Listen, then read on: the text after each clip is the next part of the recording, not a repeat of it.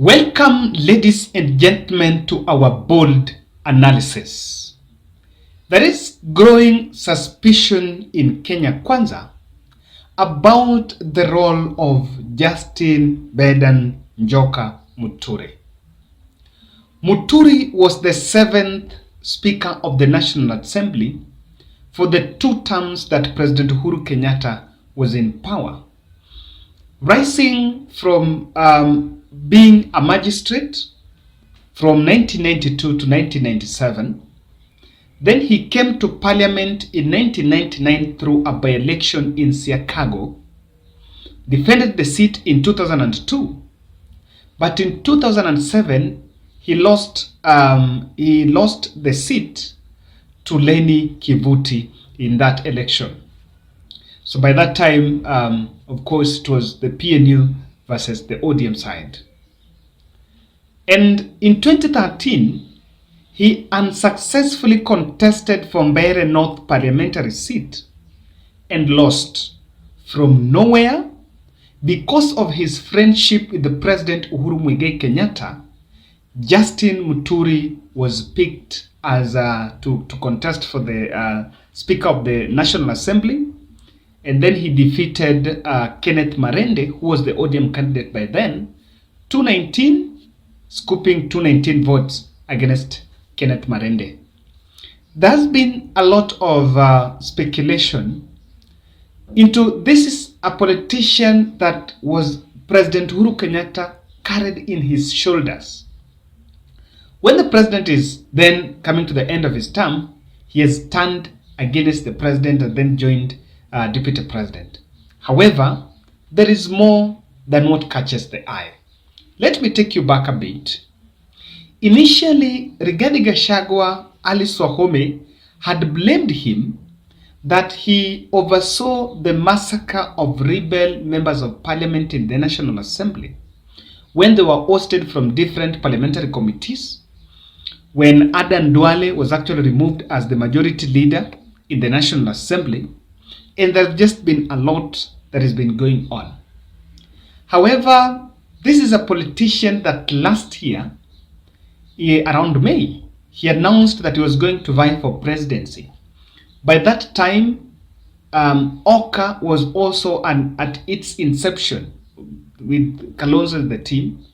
And remember, at one point he went to, I think, a shrine in Murang'a, and it became very controversial when Murang'a politicians were turning against him when he was actually endorsed as the spokesperson of the Mount Kenya region.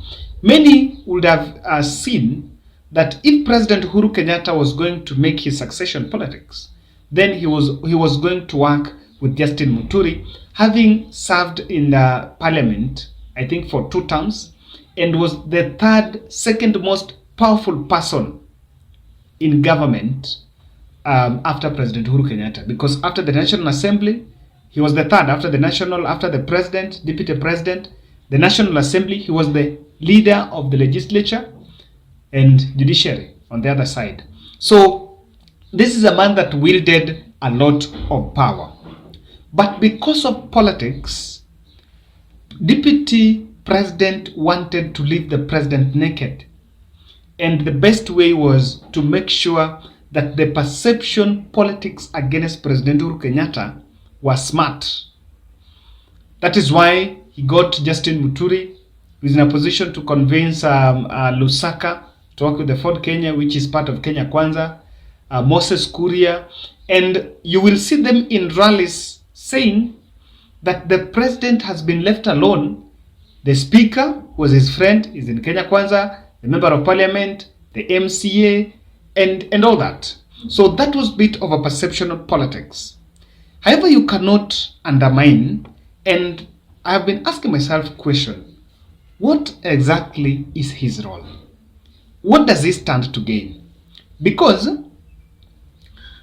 in Kenya Kwanza, Musalia Mudavadi, Moses Wetangula, at one point were dispatched to Western Kenya to try to consolidate that region. Amason Kingi was also funded at some point to push PA agenda under Kenya Kwanza in Kilifi and the larger coastal region. Alfred Mutua is camping in Machakos Ana Maendeleo Chapchap to campaign.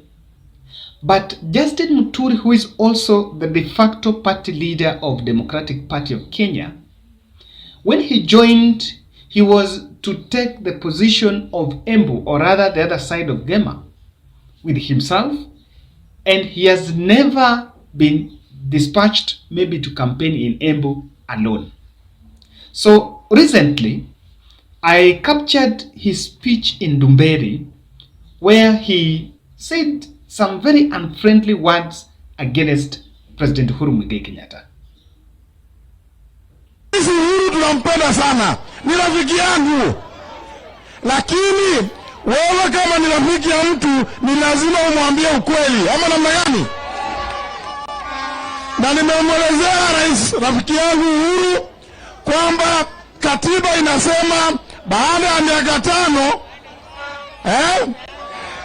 on the second Tuesday of August in the 5th year there must be a general election. And if you have served 2 terms, your time is over. So sisi hatujamkosea Uhuru heshima yoyote. Sisi ni marafiki zake. Hata akisahau tutakuwa tunaenda kumtembelea pale, tunampatia ile vitu, unajua ile vitu anapenda kutumia, na sisi kwa sababu tunajuana. So guys, those are words of Muturi. I wanted to imagine if this is something that was said by Moses Kuria, Isaac Mwaura, like the likes of what Mike Sonko did some point, they would have taken President Uhuru Kenyatta's cheer masters, would have taken a direct swipe at the politician that would have made those statements. But because it was Justin Muturi, and I don't want to say that whatever he said was really it was a must to be blown, or rather to be magnified, but those statements are not light statements, personal statements on President Uhuru Kenyatta. In the light of Kabogo and Gachagua fallout, when Kabogo complained that UDA party was campaigning on a six-piece voting front, even in a rally that the other politicians have attended, Justin Muturi have come out publicly to tell off Gachagua, to tell off Kabogo and Moses Kuria. This is seen as a man who is in defense of Gachagua, and then he's a leader from Central Kenya. I want you to be keen that Irungu Kang'ata, Mutahi Kahiga, Anne Waiguru, Ndindi Nyoro, Alice Wahome, despite them being staunch members of UDA, they have kept off that conversation, rather that fallout between Gachagua and Kabogo. That points out to an in-house thing, but this is a man that has come out to speak about this, and I want you to listen to what he said in Kirinyaga. So I want to caution my friends who are leaders of other parties, and more particularly, you see, if you are a leader of a party and you want to also vie for the position of governor, surely, you know, it's a bit tricky.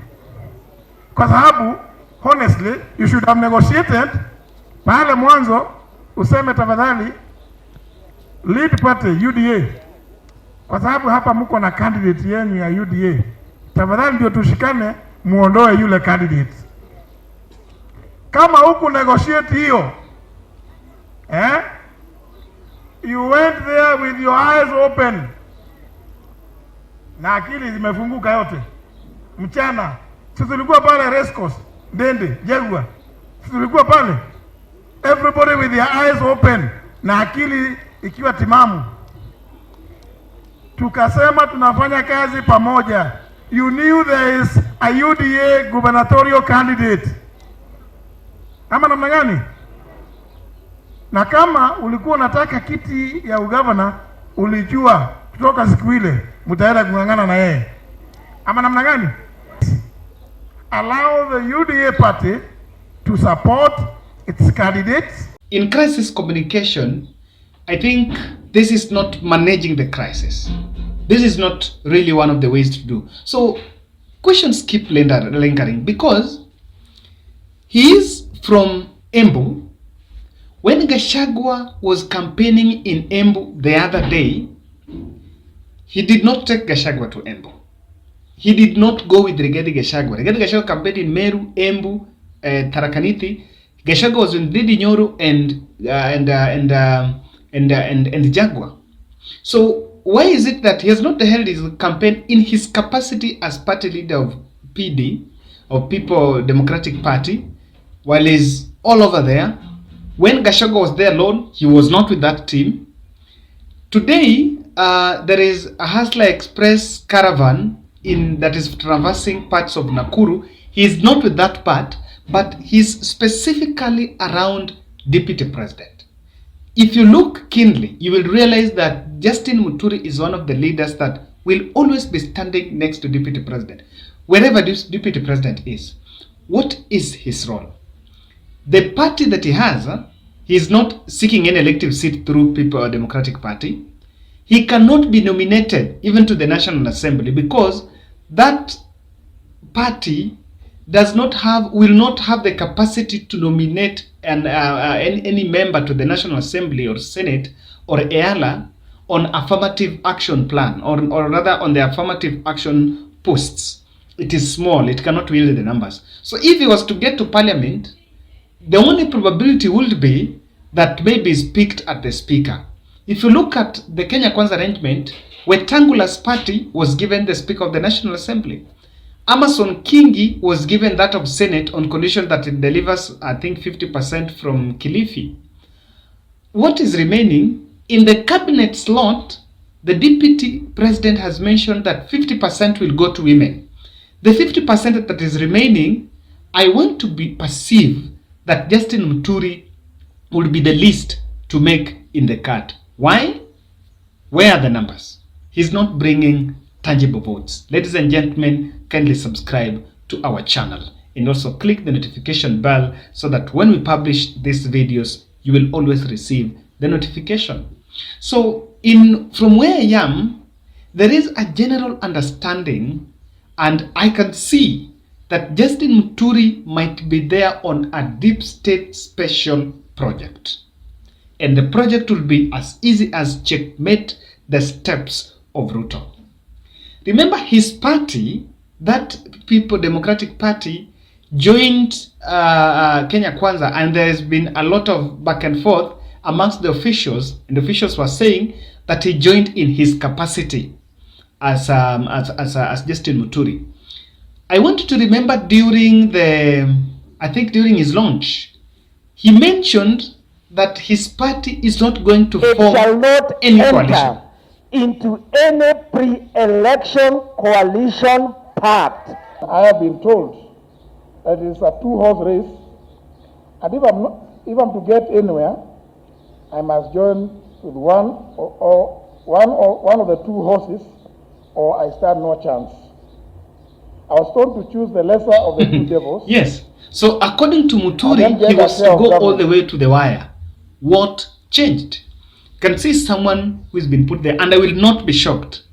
After this election, you see Justin Muturi crossing over to the Azimio side or to President Uhuru Kenyatta's side if they don't form government. He might still be enjoying a good relationship with President Uhuru Kenyatta, because even if you look at what is the denominator amongst the leaders that are coalescing around DP Ruto, they're saying they've been mistreated by President Uhuru Kenyatta, that they voted for Kenyatta, but Kenyatta left them and betrayed them. So in that statement, do you think it applies to Justin Muturi?